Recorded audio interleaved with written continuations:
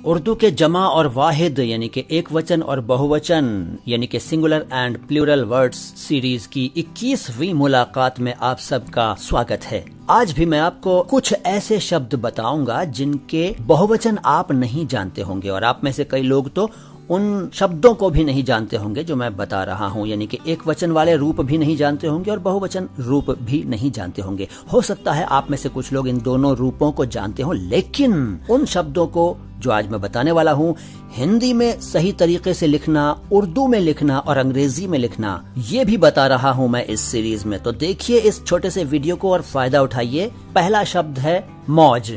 मौज का अर्थ आप जानते हैं, मौज का मतलब लहर है, तरंग, उमंग, खुशी भी है। इसके अलावा मुहावरा, मुहावरा का मतलब तो आप जानते हैं बोलचाल यानी कि लाक्षणिक शब्दावली।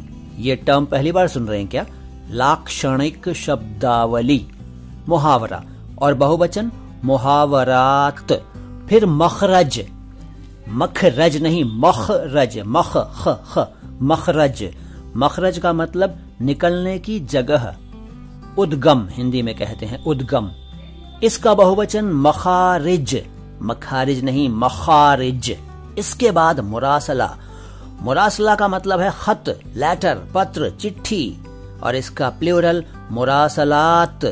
फिर मौजिजा, मौजिजा न कह सकें तो मोजिजा कह लीजिए, मोजिजा, मोजिजा, मोजिजा कुछ भी कह लीजिए। आपके सामने लिखा हुआ है हिंदी, उर्दू और इंग्लिश में, पढ़ लीजिए आराम से और फिर जैसा चाहें बोलिए।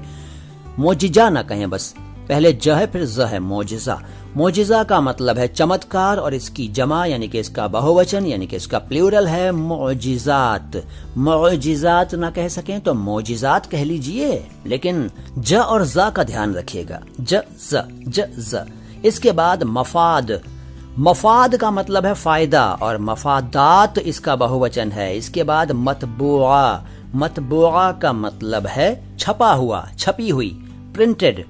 आमतौर पर बुक्स को कहते हैं, लेकिन शाब्दिक अर्थ वही है जो मैंने बताया, छपा हुआ, छपी हुई यानी कि प्रिंटेड। इसके बाद मुतालबा। मुतालबा का मतलब है डिमांड और इसका बहुवचन मुतालबात। फिर मिंबर। मिंबर वो ऊंची जगह होती है मस्जिद में जिस पर इमाम साहब खड़े होकर खुतबा वगैरह पढ़ते हैं, मिंबर। और इसका बहुवचन मनाबिर, मिंबर, मनाबिर। फिर मौजू। देखिए मौजू नहीं है ये और मौजू भी नहीं है, मौजू अलग होता है और मौजू कुछ नहीं होता, ये है मौजू। मौजू का मतलब है विषय, टॉपिक, सब्जेक्ट और इसका बहुवचन मौजूआत। मौजू और मौजूआत न कहें, मौजू और मौजूआत। मौजूआत है लेकिन आत ना कह सकें तो आत कह लीजिए यार, लेकिन ज मत बोलिए ज को। मौजू, मौजूआत। मौजू और मौजूआत भी मत बोलना भाई, मो नहीं है, यह है मौ, मौ। मुंह थोड़ा सा खोलो, मौ, मौजू, मौजूआत। इसके बाद नबी। नबी आप जानते हैं ईश दूत हिंदी में एक शब्द है इसके लिए, ईश दूत, पैगंबर, नबी, ठीक है ना। इसका बहुवचन अंबिया, नबी, अंबिया। फिर नहर। नहर असल में नहर है, नहर यानी कि ह आधा है लेकिन लिखा पूरा जाता है आजकल। नहर अरबी शब्द है, क्या ये आप जानते थे? नहीं जानते थे ना, अब जान गए। अच्छा एक बात बताओ यार, क्या आप जानते हैं कि इसको हिंदी में क्या कहते हैं? नहीं जानते होंगे यार, नहर को हिंदी में क्या कहते हैं आप में से ज्यादातर लोग नहीं जानते होंगे। आप समझते होंगे कि नहर हिंदी का शब्द है, जबकि हिंदी का शब्द नहीं है भाई। अब मैं बताता हूँ आपको कि नहर को हिंदी में क्या कहते हैं। नहर का मतलब हिंदी में कुल्या, कुल्या, कुल्या।